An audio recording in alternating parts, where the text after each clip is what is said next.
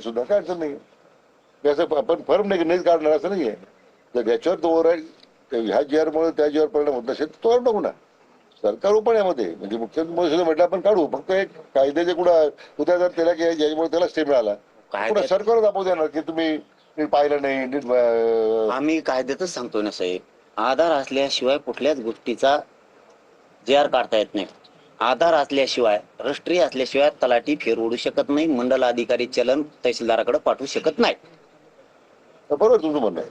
तसं आधार असल्याशिवाय काढू नका म्हणत नाहीत आम्ही. सातारा ओपिनियन घ्या ना साहेब, ऍडव्होकेट जनरलचं. नाही आपण घेतो ओपिनियन, ईजीच म्हणणं तसं होतं. मग आम्ही काय केलं, मग ईजीच्या बरोबर एक सिनियर काउन्सिल ओपिनियन घेतो, कॉन्स्टिट्यूशन लॉयर जो आहे सुप्रीम कोर्टामध्ये बिना आधारचा कसा टिकला म्हणा एजी साहेबाला. आपण त्यांना घ्यायला लावतो. हे बी बोला ना, एजी साहेबाला म्हणा 94चा कसा काय टिकला, 1994 जर आधार नसून. आपण 17 यांचे जे विषय आहेत ना 94 पासून 89 पासून 94 पासून यांचं एक याच्याकडनं लेखी याच्यावरती एक ओपिनियन मागू एजीच.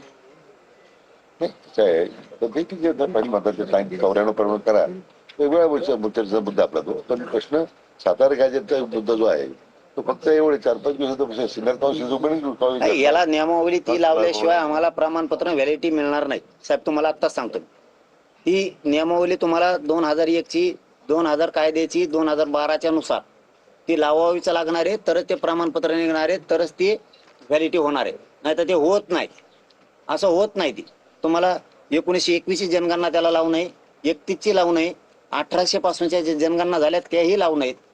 कारण जनगणनेत सुद्धा खूप मोठा डाटा आहे. आम्ही शिंदे साहेबाला सांगितलं होतं, हे न्यायमूर्ती साहेबाला त्याच वेळेस. नाही, पण त्यावेळी आपल्या सूचना आपल्या झाल्यानंतर दिल्लीचा जो नॅशनल आर्किव्ह आहे त्याच्यामध्ये सगळ्या देशाचा डाटा असतो. नॅशनल आर्किव्ह मध्ये जाऊन सुद्धा डाटा सोर्स केला ना की कोणत्या नोंदी आहेत काय आहेत. म्हणजे आपल्या सरकारकडे नोंदी असं नाही, पण काही स्वातंत्र्यापूर्वीच्या काही नोंदी आहेत, स्वातंत्र्यानंतरचा काही डाटा आहे. नॅशनल आर्किव्ह म्हणून जे भारत सरकारचं ज्याच्यामध्ये सगळ्या देशाचा सगळ्या प्रकारचा डाटा बुडवत आहे, स्वतः शिंदे साहेब जाऊन आले तिथे, त्यातूनच त्यांनी माहिती काढली सगळी. मग डाटा पुरावा असल्यावर काय हरकत आहे जीआर काढून चालवायला, ती प्रमाणपत्र अधिकाऱ्यांना द्यायला.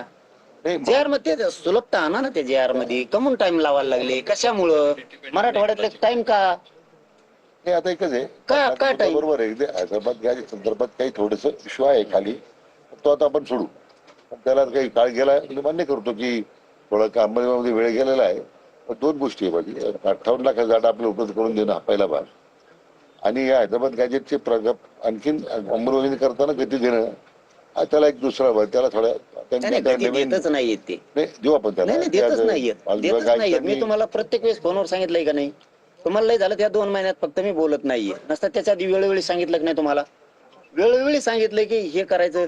तुम्ही तुमचे पण तेच रिप्लाय आहेत, माझे पण तेच आहेत. खाली अधिकारी करत नाहीयेत. आपण आमदाराला सांगू, आमदाराला पुढे टाइम हे करायला. आमदाराचं माझं मरणाचे लचंड कोणा टाइम आहे नाही ना. आता ते लचंड त्यांना 29 ला कळत, तवर नाही कळणार त्यांना 29 ला कळत, आता नाही. आता त्यांच्या मग टाइम बी नाही, आणि काय इतके पॉवर ते अधिकारी त्यांचे चलू पण देत नाही.